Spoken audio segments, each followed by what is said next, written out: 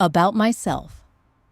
My name is Sarah Miller, and as I sit down to write these words in my modest apartment overlooking the bustling heart of Los Angeles, I realize how much life has changed in the past few years. I'm 34, a mother, a survivor, and someone who never asked for the roller coaster that fate would send my way. Yet, if you're reading this, it means I made it through the storm. And maybe there's some comfort in that. For me, and perhaps for someone else, standing on the brink of their own challenges. I grew up in a small town in Oregon, the kind of place where people remember your birthday and check in if your porch light stays on past midnight. My parents ran a little coffee shop near the main square, a gathering spot for locals, filled with the scent of roasted beans and old stories. I guess that's where I lived my first lessons in resilience and hope, even before I knew their names. When I was 22, driven by a thirst for change and a handful of community college credits, I moved to Los Angeles, chasing a dream of independence, maybe even adventure. To my surprise, big city life wasn't as overwhelming as I'd feared. It was vibrant and noisy, often unforgiving, but also full of possibility. I landed a job as an office manager for a small tech startup in Culver City, learning fast that sometimes you're carrying coffee for someone, and sometimes you're making decisions worth thousands of dollars. Between late shifts and weekend beach strolls, I met James, my late husband, at a mutual friend's barbecue. He was gentle, funny, and had a smile that made the chaos of city life feel suddenly ordered and safe. My life with James felt like catching a train that was always on time.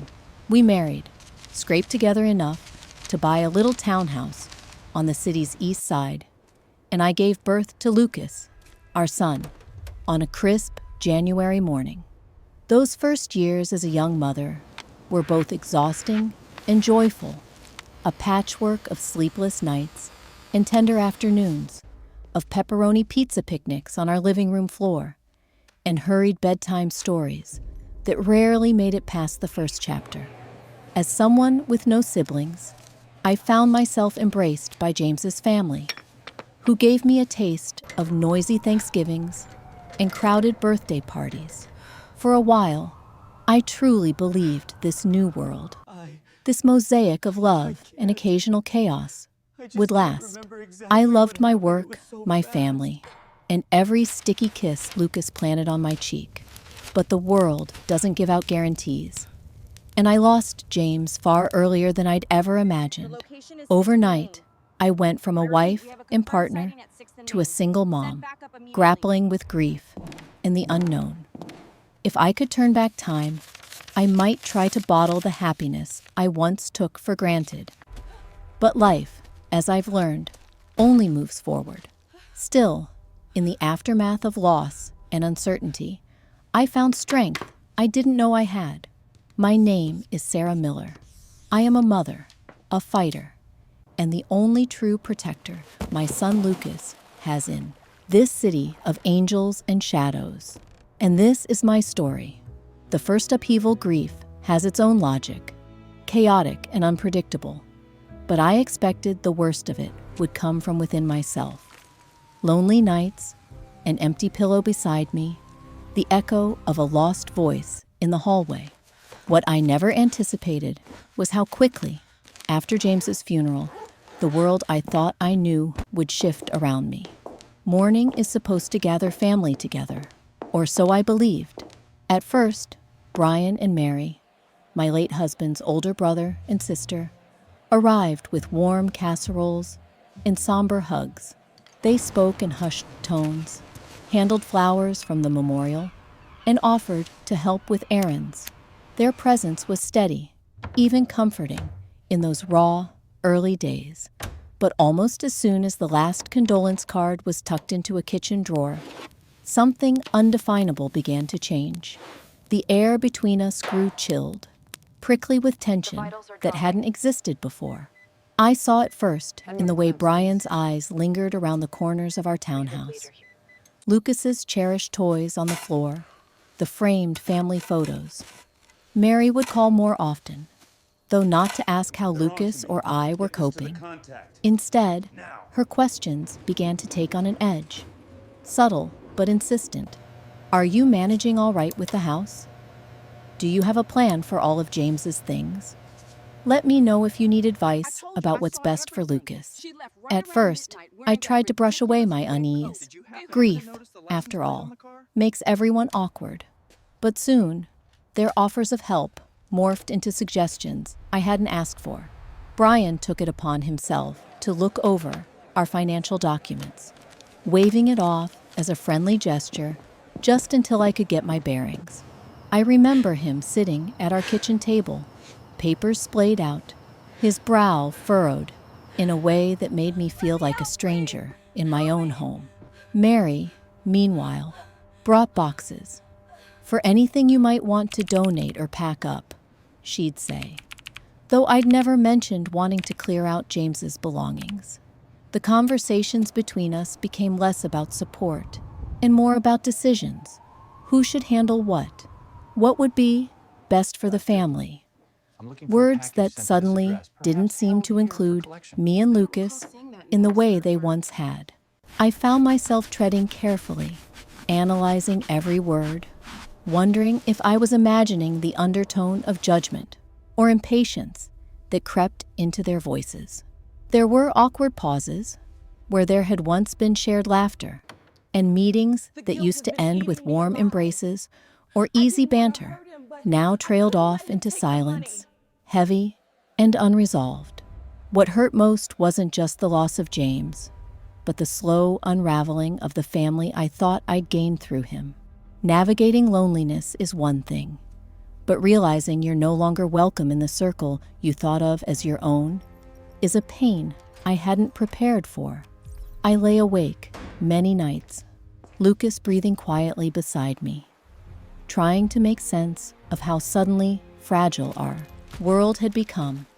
The boundaries were shifting, and while I still clung to hope that things would return to normal, a quiet voice inside whispered that something deeper and more troubling was unfolding just out of sight.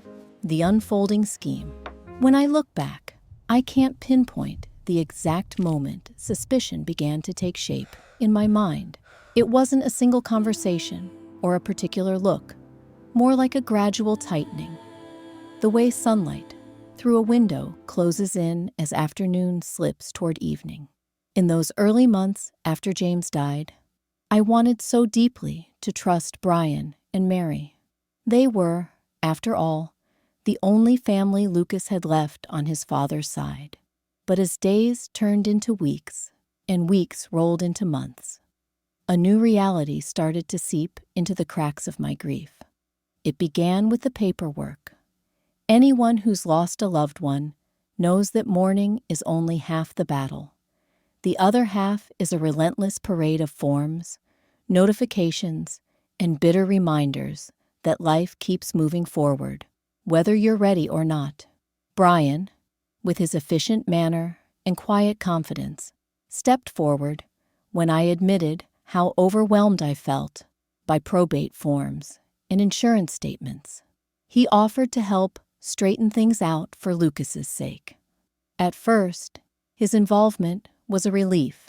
He'd show up with folders and highlighters, page through documents at my kitchen table, and explain things in a patient, if slightly patronizing tone. After a while, I noticed certain documents, especially those related to the house and James's life insurance, seemed to vanish from the pile I kept in a locked drawer. When I asked Brian directly, he'd reassure me, "Don't worry, Sarah, I've got copies in my file. I'm making sure everything's safe." It sounded plausible, but anxiety curled in my stomach. I've never been someone who likes to doubt others, but my gut told me something wasn't right. Mary's visits, meanwhile, took on a tone that alternated between intrusive concern and veiled suggestion. She'd appear, arms full of storage bins or offering to help sort through James's things. But there was an insistence I hadn't encountered before. She'd say, "Are you sure you want to keep all of this, Sarah? Maybe it's time to set some things free. It'll help you move on, and you could use the space." When I hesitated, she'd let her gaze linger on Lucas's bedroom door or the living room possessions, as if measuring their value. Things escalated the day Mary left a real estate brochure on my counter. "Just look, that's all I'm saying." She shrugged when I confronted her, but there was a hardness in her smile. "A house this size is too much for a single mom. Think of the stress it puts on you." She pressed the point with an unnerving persistence. "If you ever thought about signing part of the house over to us, just so the family can help with repairs or bills, we'd understand." She made it sound like generosity, but I heard the warning beneath her words. One afternoon, while Lucas was napping, I found Brian in the home office, rifling through drawers. He claimed he was checking for back tax statements, something we'd already discussed. His explanation was offhanded, but his posture was all business, and I realized, with a twist of sadness, how easily he'd made himself at home. My home. It was around this time that I began having trouble locating the most recent version of James's will. We'd updated it together after Lucas was born. I remembered every detail, down to the blue folder and the neat handwriting. But now, when I reached for it in the file cabinet we'd always used, the folder was gone. Brian shrugged it off. "Probably just misplaced. No need to get upset. These things happen." Still, I couldn't sleep. I started keeping a notebook by my bed, jotting down odd comments or little changes in household routines. It was a coping mechanism, mostly, but rereading my observations a few weeks later chilled me. Brian and Mary had subtly, but consistently, steered conversations toward Lucas's financial future. They asked about college savings, about possible trusts, about whether I felt safe managing large sums, all by myself. More than once, Brian would toss off a remark about family looking out for family, and Mary would nod, lips pursed in faint judgment. Then came the night I overheard them in the kitchen. They thought I'd gone upstairs, but the baby monitor was still on. Their voices, so familiar in sorrow months earlier, were now clipped and transactional. I stumbled into the hallway, my heart thumping, just in time to hear my name. That moment changed something in me. Anger uncoiled and burned away my confusion. I resolved to keep a much closer watch. I told them less and quietly inventoried every important document remaining in the house. If Brian asked for additional paperwork, I made excuses or said I couldn't find it. But it wasn't just about missing files or half-truths. It was the way they tried to reshape my role. Not as Lucas's guardian, but as a placeholder, someone temporary until real family could take charge of his future. Mary started bringing gifts for Lucas, expensive ones, and referenced future family plans that didn't quite include me. She offered to take him for weekends more often so I could relax.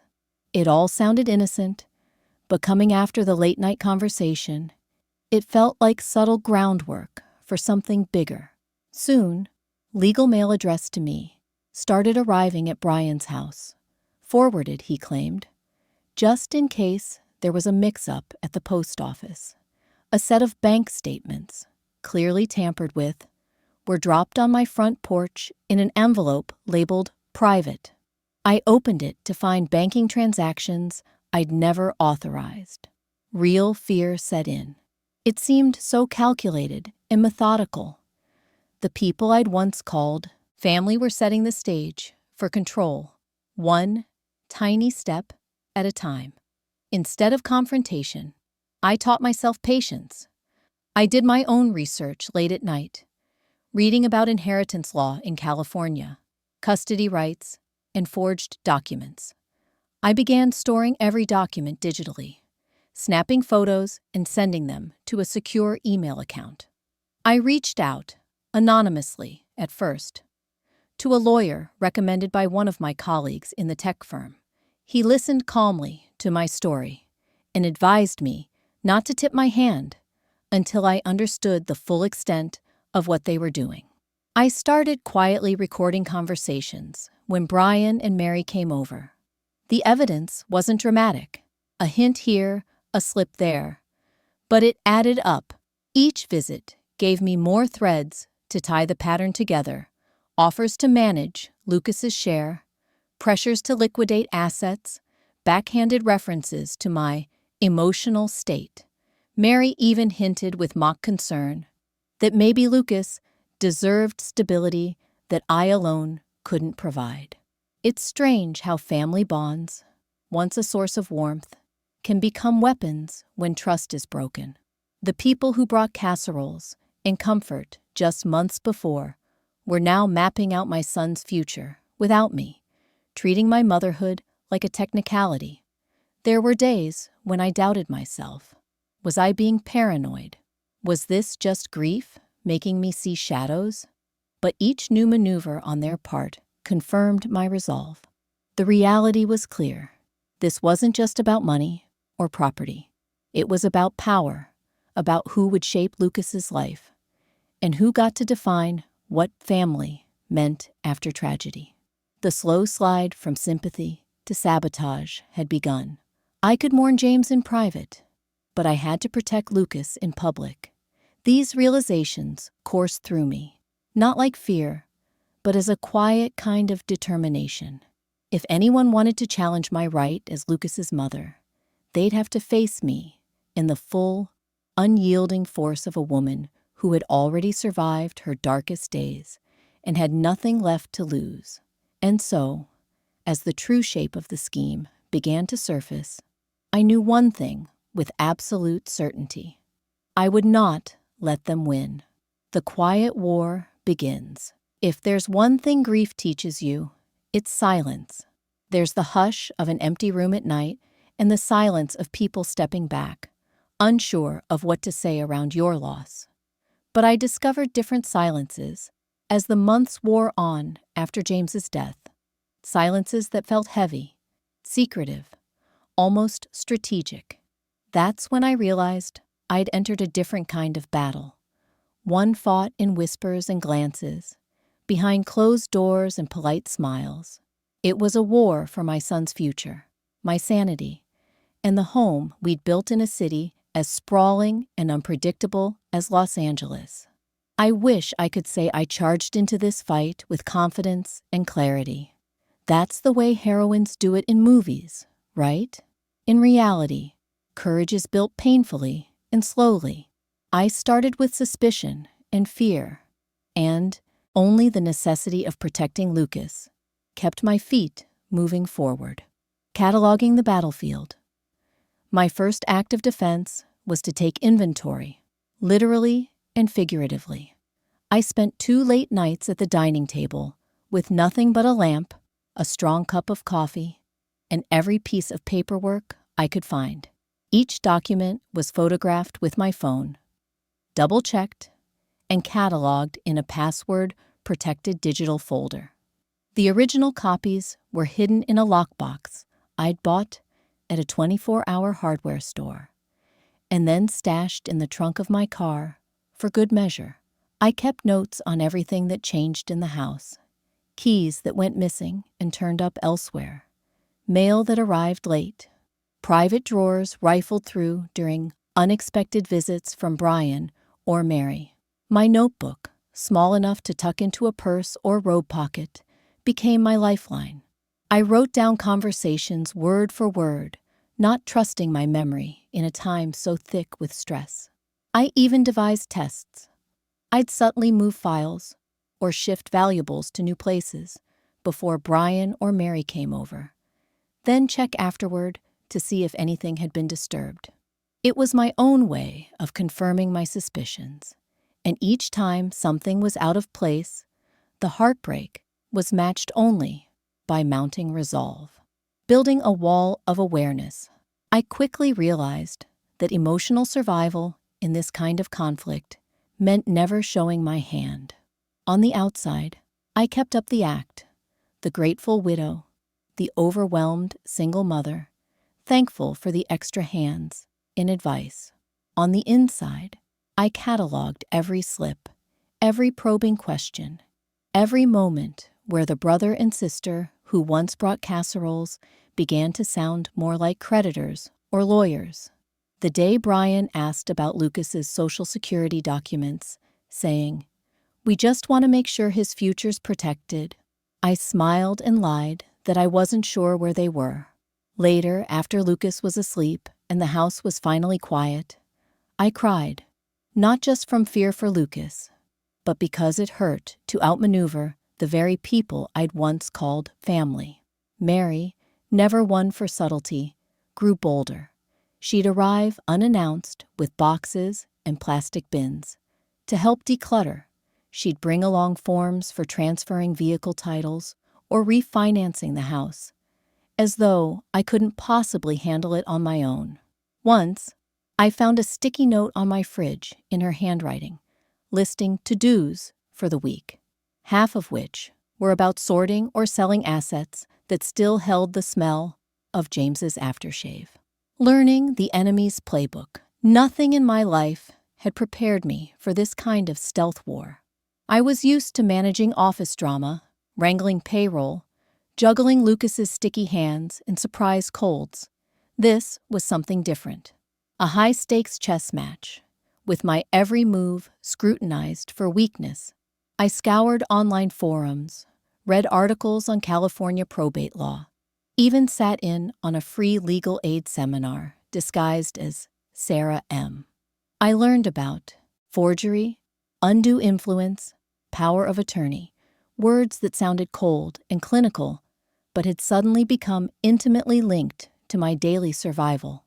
My friend Gina, who worked in HR at my office, connected me with an attorney named Michael Lynn. I called from a payphone outside an all-night laundromat, too paranoid to use my own cell. I gave him only the basics at first, but Michael's calm tone and careful questions made me feel less alone. He explained the importance of timelines, of documenting everything meticulously. "It's a long process, Sarah," he told me. "But knowledge is power. Assume nothing, trust very little, and never, ever turn over the originals." A mother's secret arsenal. The change didn't happen overnight, but I stopped thinking of myself as a victim. Quietly, I equipped myself with the tools I needed. I ordered a discreet recording device online and painstakingly read up on California laws about recording conversations in one's own home. Whenever Brian or Mary came over, I'd turn it on, tucking the device under a stack of mail or inside Lucas's teddy bear in the living room. Most of the conversations were ordinary, but sometimes there were lies, pressure, and even veiled threats, little things that, in a courtroom, could become the difference between winning and losing. It was exhausting. I slept with my phone pressed to my pillow, the security app alert set to the highest sensitivity in case someone tried to break in. I hired a cleaning lady, but only when I could be present, suspicious of anyone I didn't know. I trusted no one, not even my own judgment half the time. So great was the gaslighting and second-guessing that surrounded me. There were moments I snapped, only to catch myself. Like when Mary once claimed Lucas had been acting out at a family dinner, subtly suggesting that maybe he needed more stable influences. I nearly lost my composure, but instead, I responded calmly, "Lucas is grieving. Stability comes from those who truly have his best interests at heart." My voice didn't shake, but my hands did. I walked into the bathroom, locked the door, and sobbed silently. Lucas, in the next room, hummed to his favorite cartoon, blissfully unaware. The art of gathering allies.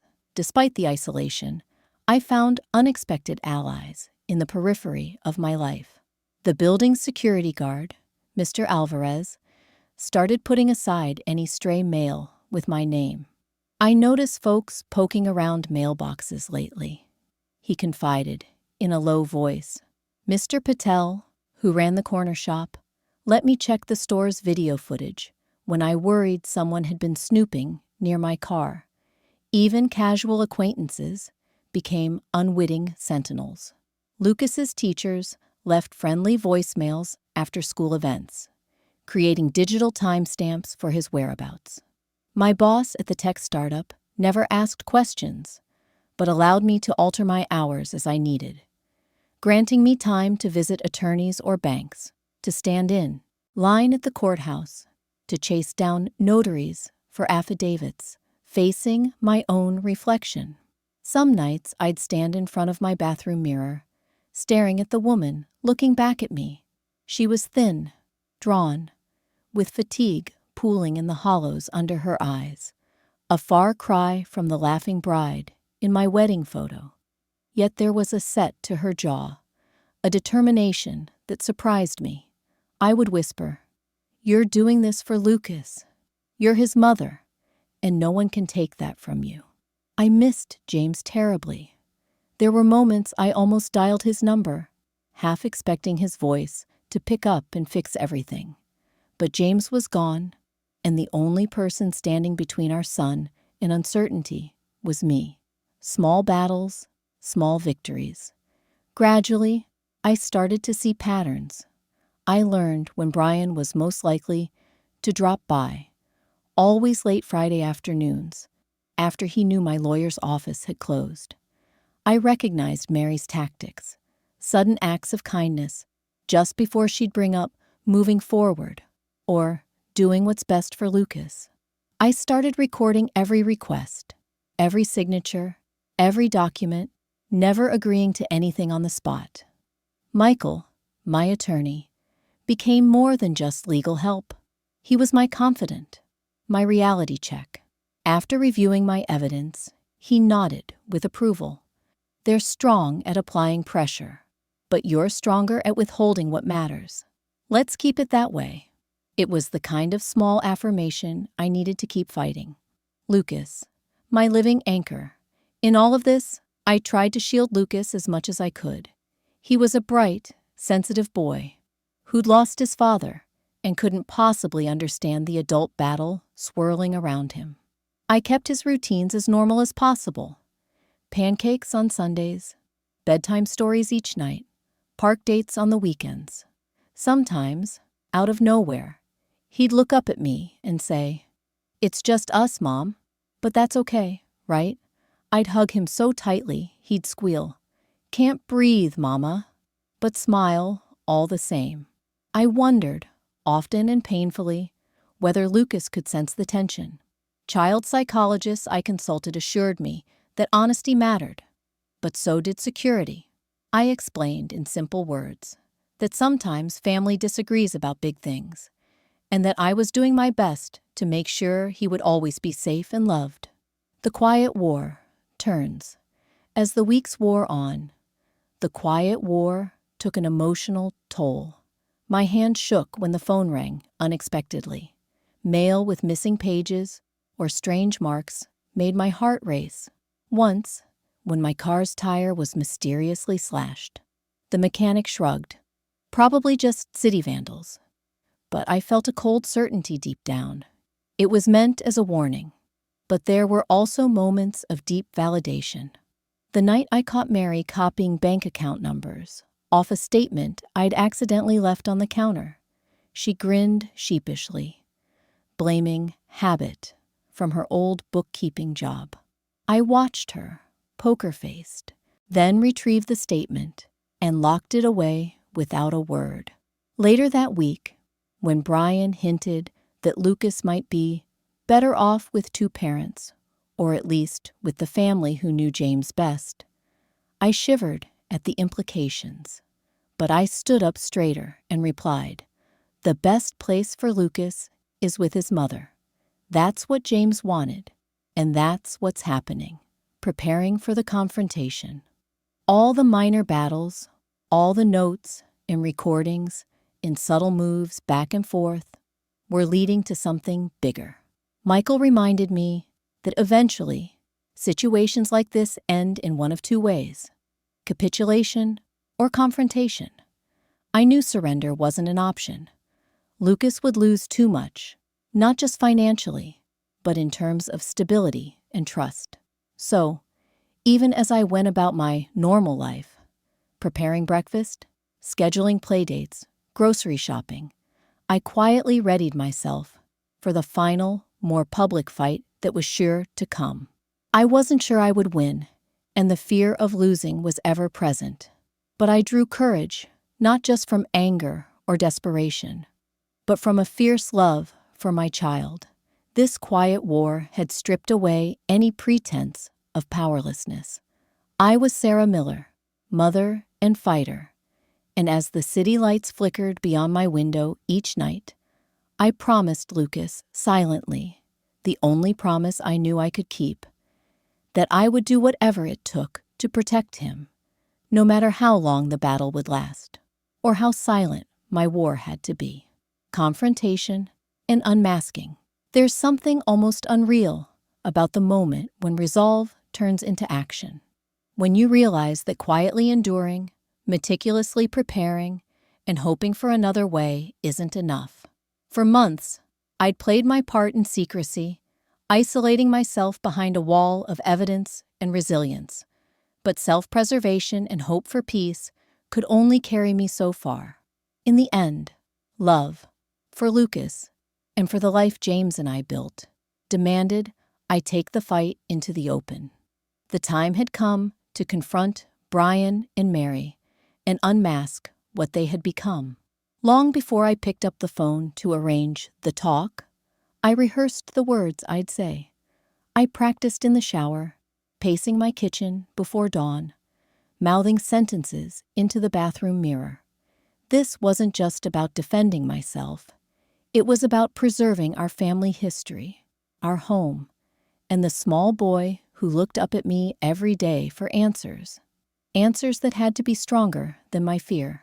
I wanted dignity and clarity, not revenge, but I would not allow myself to be erased. The trigger, that week, began like any other. A blur of work deadlines, school drop-offs, and watching the mailbox with a wariness that had become second nature. The air held a palpable tension, as if the city itself was bracing for something. What finally broke my resolve was a letter, one not meant for me at all, but addressed to Lucas, care of Brian's address, discussing guardianship transfer proceedings. That word, guardianship, knocked the breath from my lungs. The boundaries of intrusion had been crossed. My son was no longer an abstract asset to Brian and Mary. They intended to take him. I broke down that night with my attorney, Michael Lynn, on the phone. He listened in measured silence as I recounted every detail, my voice trembling only when I let myself imagine Lucas waking up in a different house, his world split apart, thinking I'd abandoned him. "You have enough," Michael finally said. "It's time, Sarah. Let's do this right. By the book, by the law, and with witnesses.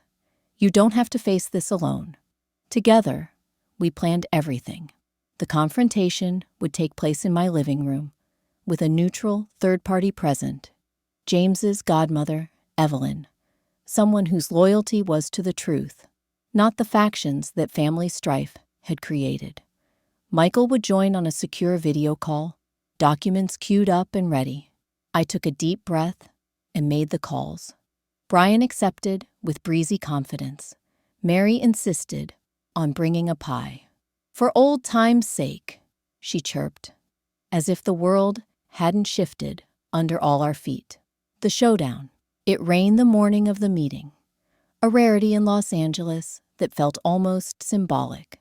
The streets shimmered with light, reflected off wet asphalt. By the time Brian and Mary arrived, Lucas was at a neighbor's house, oblivious and safe. The living room, so often a haven, seemed staged for a courtroom drama. Stacks of papers lined the coffee table, cushions arranged with military precision, Evelyn sitting in her favorite chair, the faint glow of Michael's face on my laptop. Brian was all business, his suit crisp, even on a Saturday. Mary hovered behind him, hands full with that pie, her eyes darting to every corner of the room. Tension pulsed in the air. I thanked them for coming, my voice strong, even as my hands trembled, just out of sight. I thought we should all sit down.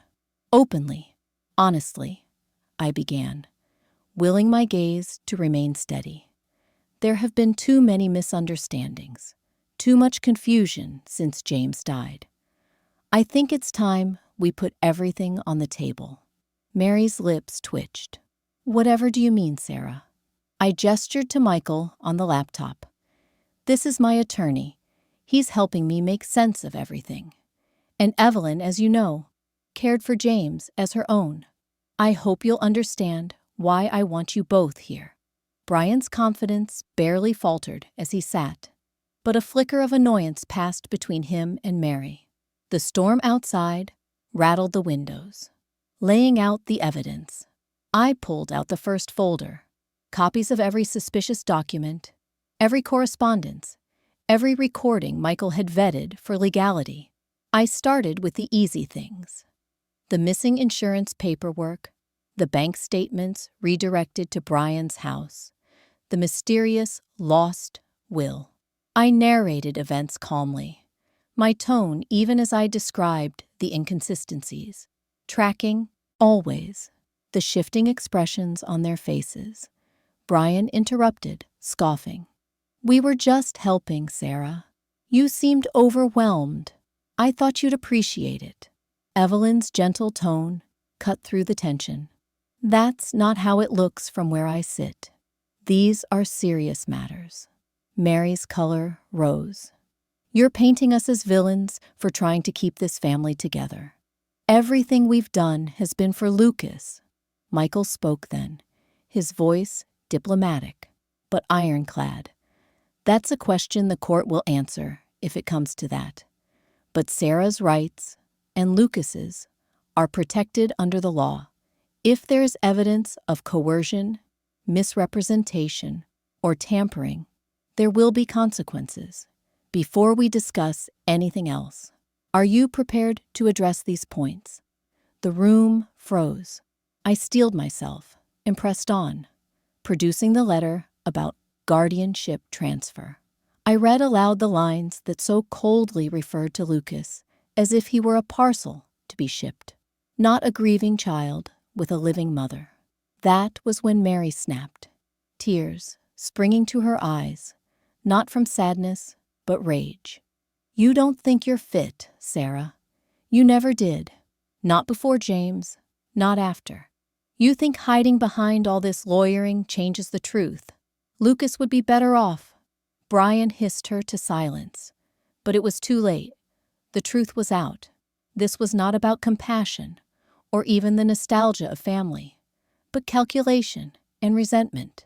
Cracks and consequences, the hours that followed, stretched painfully. Evelyn spoke up to remind them that family infighting could destroy what little legacy James had left.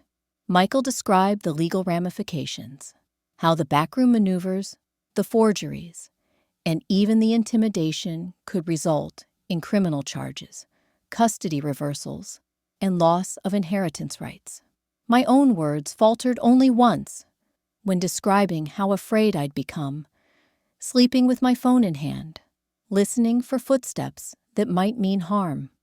I showed them the recordings of conversations, Brian mentioning pressure, Mary suggesting Lucas needed someone more stable. Each piece constructed a puzzle they no longer had the strength to deny. With documents and witnesses arrayed before them, Brian's arrogance bled away, leaving only exhaustion and anger. So, what's your game, Sarah? You want us gone? To disappear from Lucas's life? After everything? I shook my head, my voice finally soft, finally honest. I want what James wanted. What's fair? I want my son to grow up safe, loved, and in the home his father worked for. I want you to stop treating me like a placeholder, like I'm an obstacle instead of his mother. I want to be able to trust you, or at least know I don't have to fight you in my own house." Mary wept then, hot tears of fury. Brian just sat, the man who once fixed our plumbing and taught Lucas to ride a bike, watching as the damage of their actions became undeniable. The aftermath and letting go.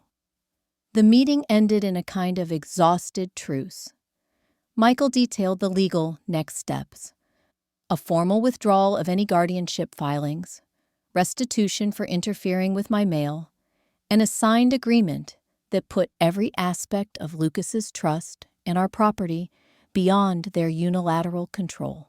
Evelyn, sweet, sharp-eyed Evelyn, hugged me for the first time since James's funeral. "We may be broken," she whispered, "but you're not alone. You never were." When Brian and Mary finally left, the air in my apartment felt lighter, as if a block had been removed from my lungs. Lucas bounded in from Mrs. Rodriguez's next door, unaware of the battle just fought for his very future.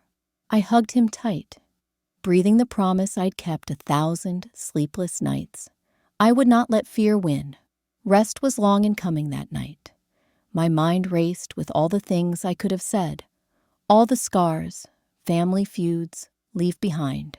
A fragile peace settled, but I knew nothing could restore the trust lost between us. Still, I was buoyed by the deep, abiding relief of having chosen to stand tall, even when trembling.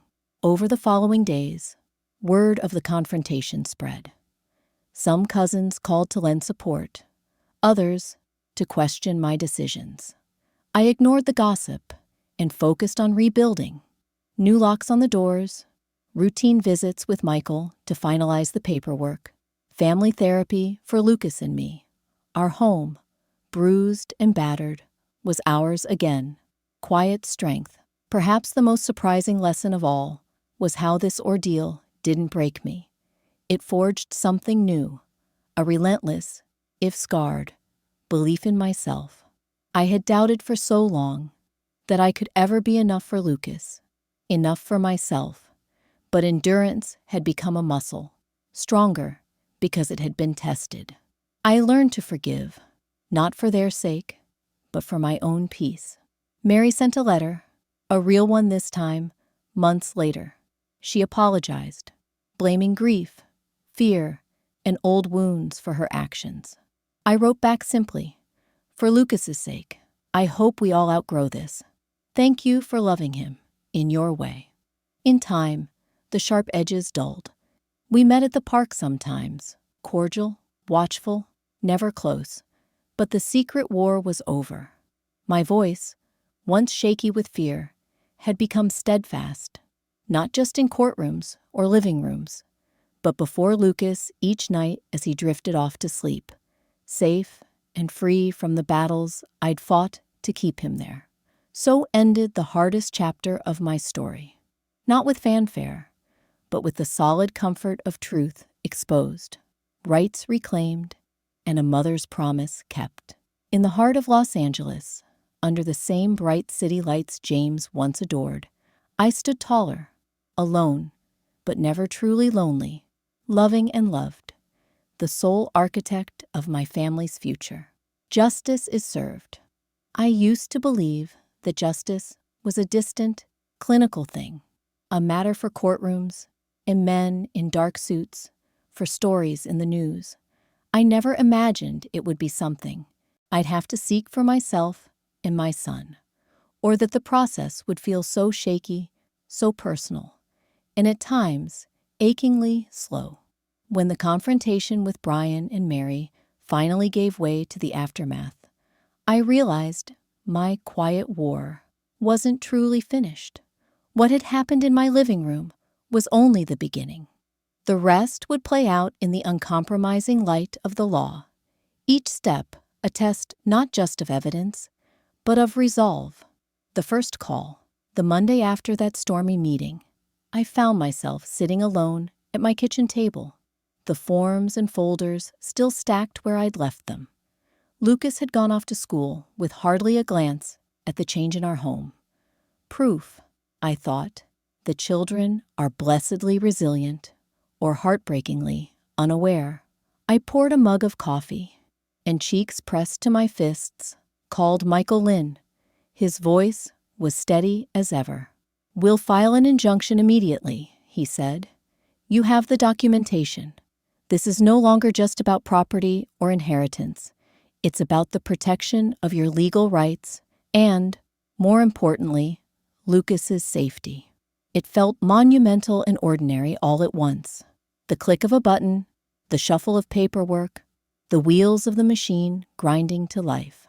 But by the end of that week, papers had been filed with the county court.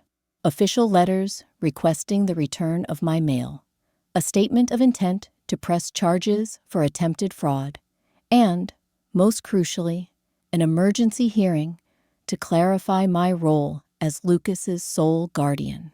The courtroom I'd envisioned court as a place of drama, with gasps, glaring lights, and shouting lawyers, Hollywood's favorite settings.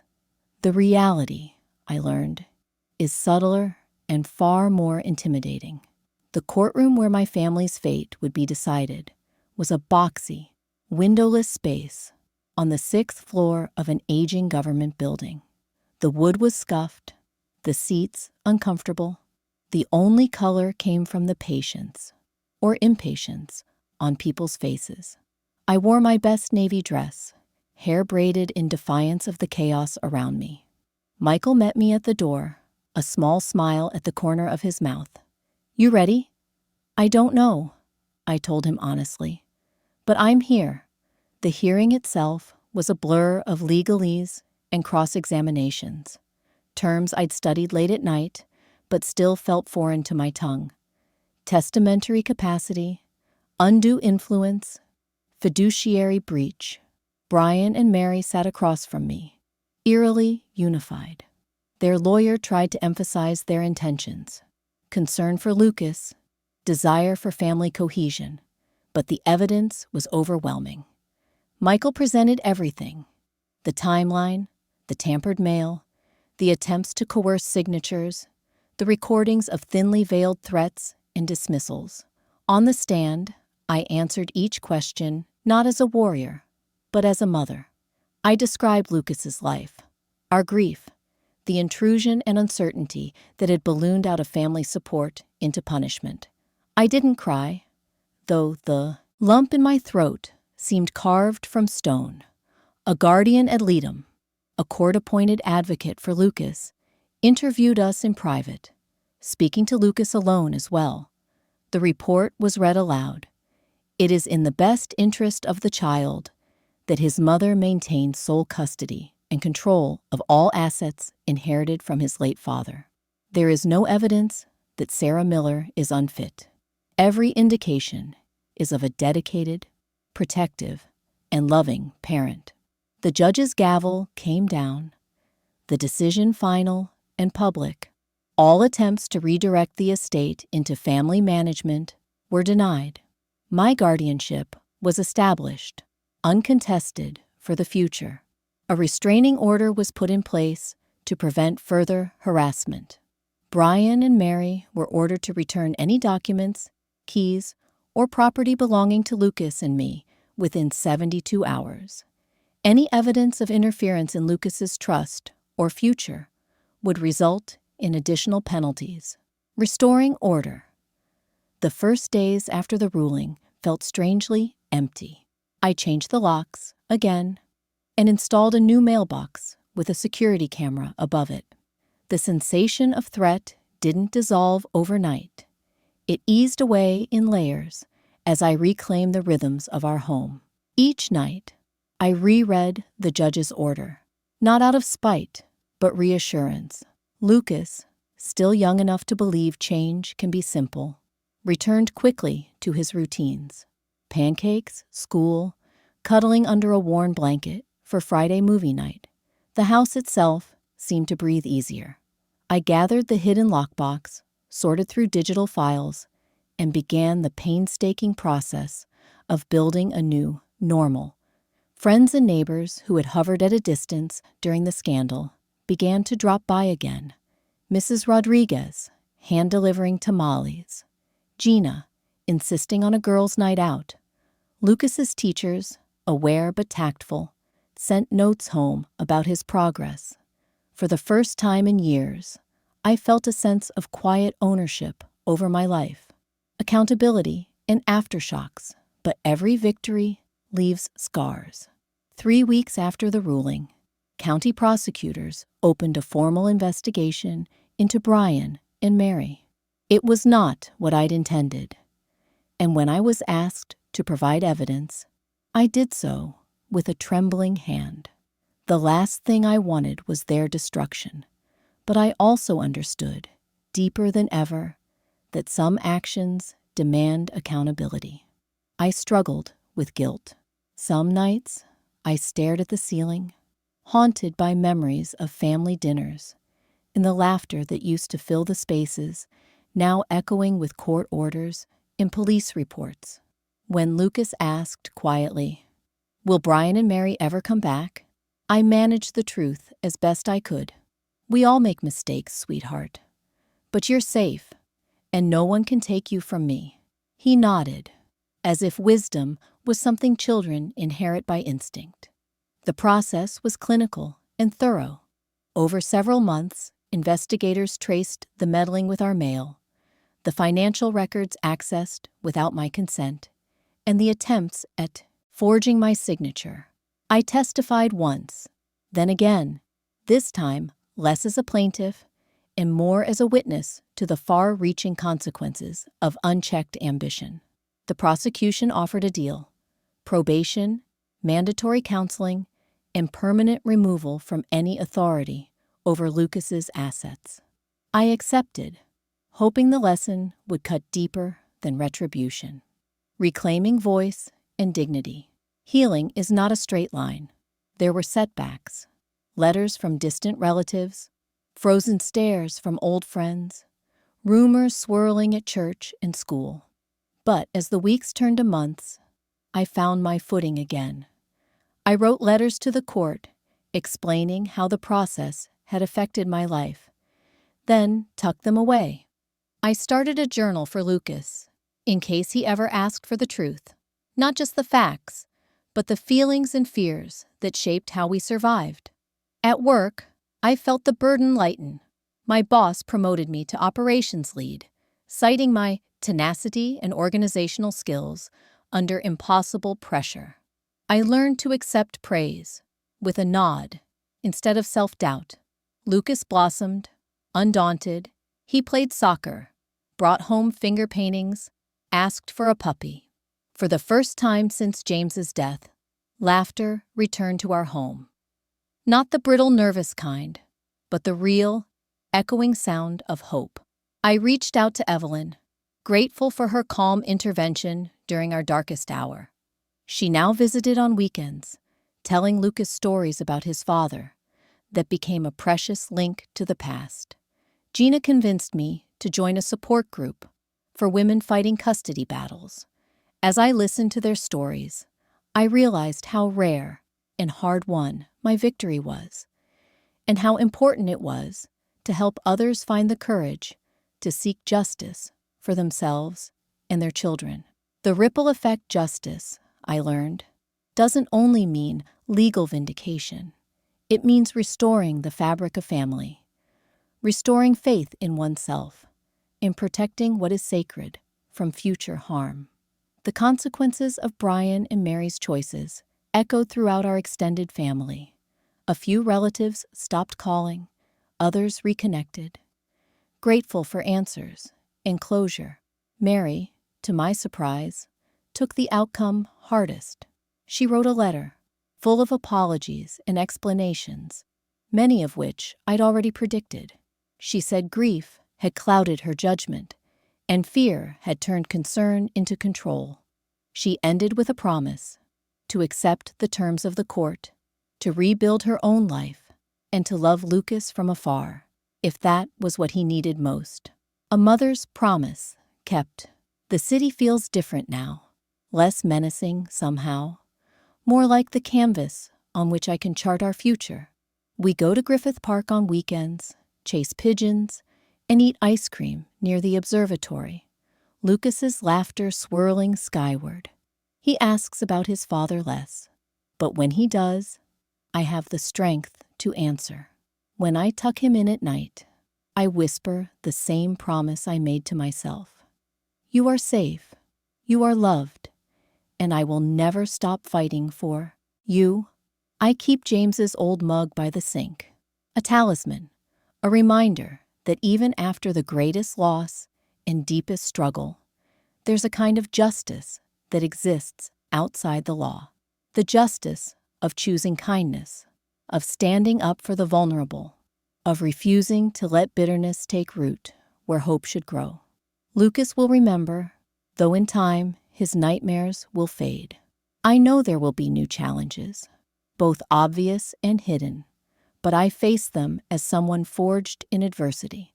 No one can steal from me the pride of knowing I fought for my child. No one can diminish the peace that now fills our home. And as I watch my son chase sunlight across the living room, as the city's hum fills the backdrop of our laughter, I know our story is no longer about loss or defeat. It's about resilience, about the justice of a mother's love, a justice that cannot be taken away, no matter what trials the world may send. Closing the chapter and life lessons. Looking back on the last few years, I sometimes marvel at how much a life can be reshaped by forces far beyond your control. Maybe that's the core of adulthood, discovering that resilience isn't an innate gift you're handed during childhood, but a muscle, one that only grows in the straining, trembling, and repair after it's been torn.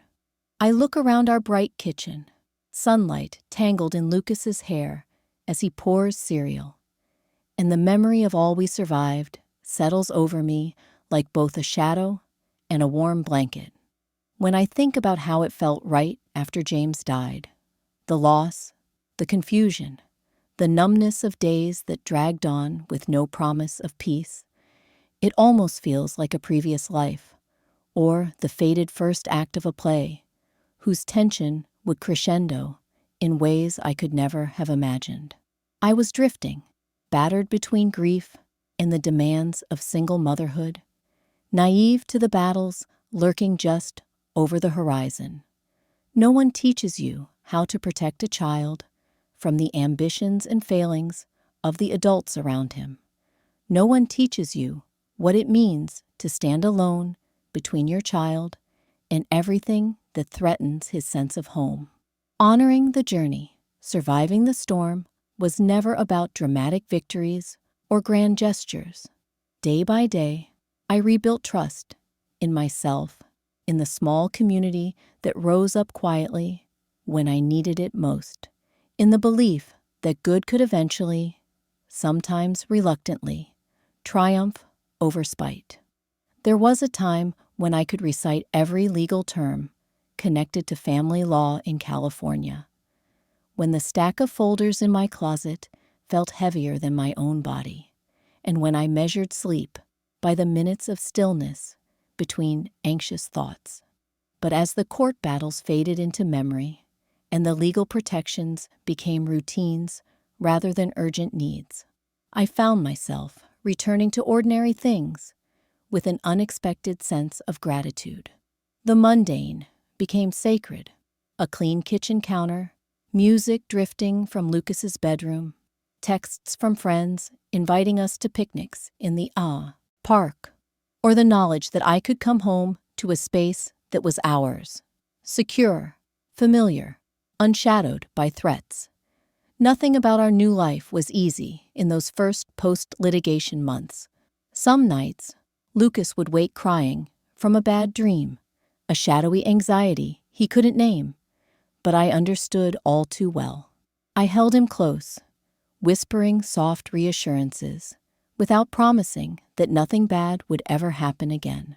After all, that's a promise nobody honestly can make. But I told him the truth, that we get through storms together, and I would always choose him, no matter how strong the winds. The slow work of forgiveness.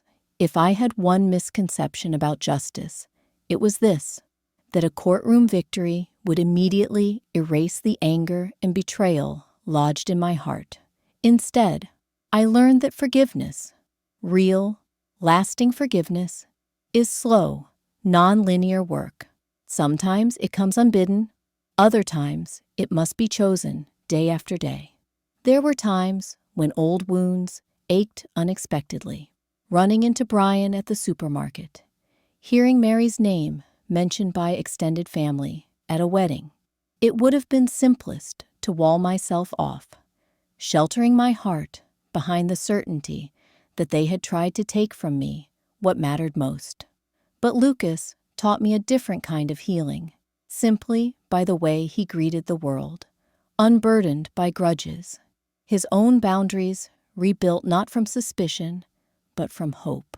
Mary wrote again, 6 months after the court's decision, asking to see Lucas for an afternoon at the park.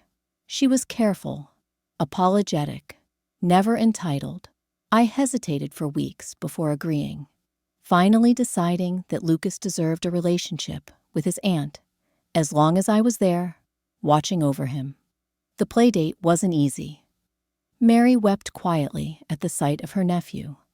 I watched from a distance, rehearsing answers to questions Lucas might never ask aloud.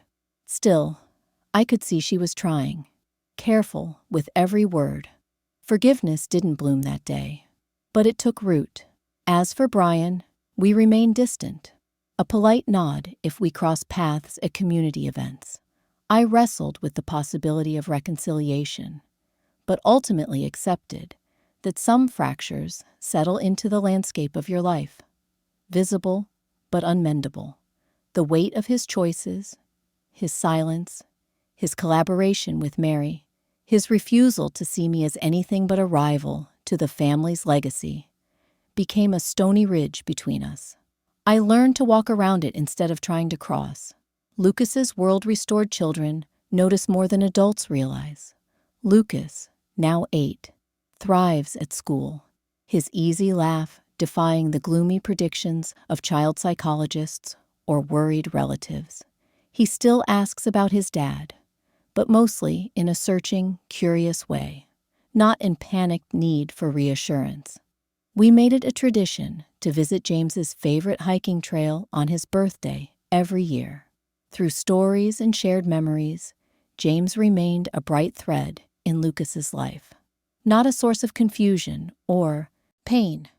There are times when Lucas talks about the hard time with more wisdom than I can fathom. He says, "Mom, it was scary, but we got a new start after, right?"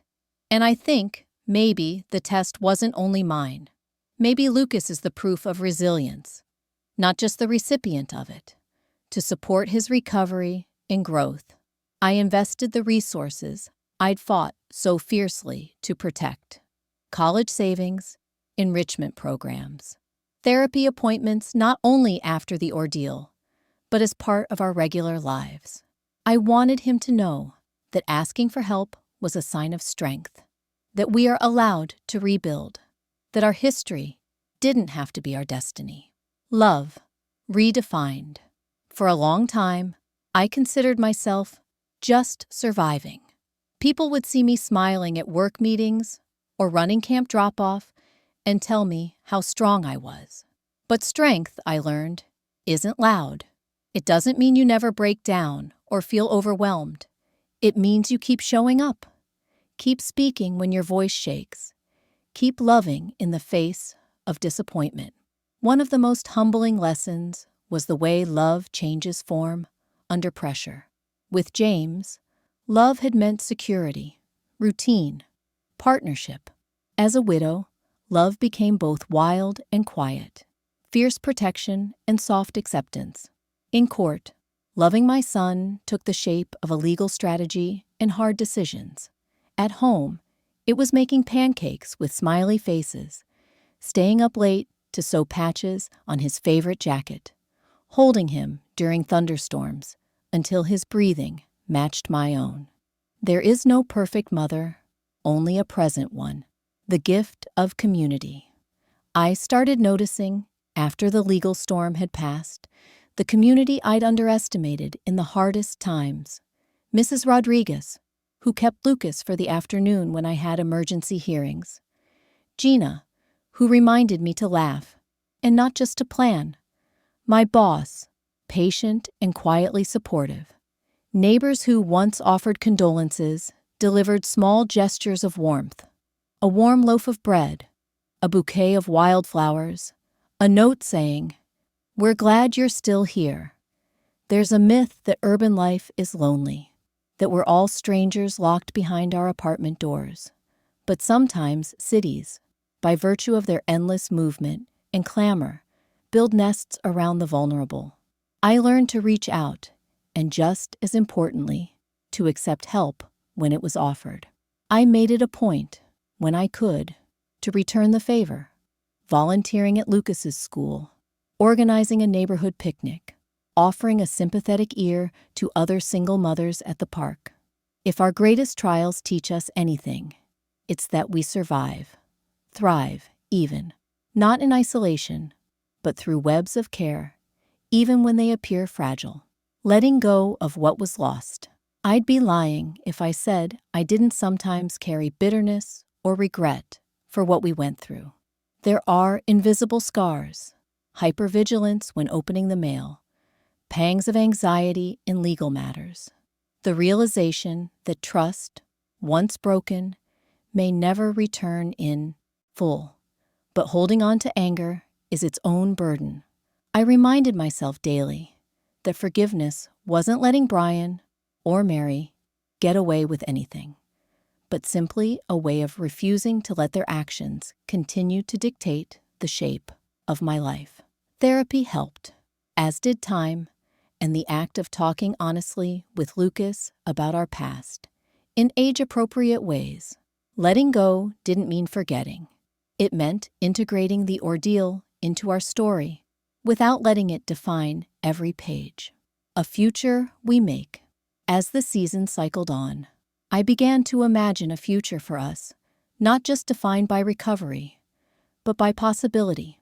Lucas has taken up painting, filling our apartment with color and unself-conscious creativity. He dreams out loud of becoming a chef, a scientist, an explorer, sometimes daring to think about my own future. I enrolled in evening college classes, nudging my career forward, not just for stability, but for fulfillment. Dating again was a slow and careful step. I told myself I wouldn't rush, wouldn't bring anyone into Lucas's life until I was certain, and that it was okay if that day never came. For now, our little family of two feels whole, enough, at last. What I would tell others, if I could offer advice to someone standing where I once stood, alone, frightened, doubting her own story, I would say this: you are braver than you know. Quiet resistance is strength. Trust yourself, even when you're tired. Document everything, ask for help insistently, and never mistake the calm surface of family for proof that all is well underneath. Justice doesn't undo the hard things, but it does clear space for hope, for growth, for the rewriting of endings. Be patient with yourself. You will heal, slowly and surely, and eventually, joy will return. Subtle at first, then steadily, unavoidably bright. A new chapter begins now, on golden Los Angeles evenings, when Lucas and I sit under a ceiling of string lights on our small balcony. I feel peace I once thought impossible. I see my son, resilient, quirky, deeply loving. And I know the story isn't about what was taken from us, but about what was protected and preserved. I kiss Lucas goodnight, whispering, as always, you are safe, you are loved, and tomorrow is ours to make. That is my lesson, my legacy, and the truth I want him to carry far beyond me. A life lived with courage, hope, and the knowledge that the worst storms can, with time and tenderness, give rise to the gentlest dawn. Every day, we add to the tapestry of our lives. New memories, rituals, the laughter that comes easiest when you know how to hold sorrow and gratitude at once.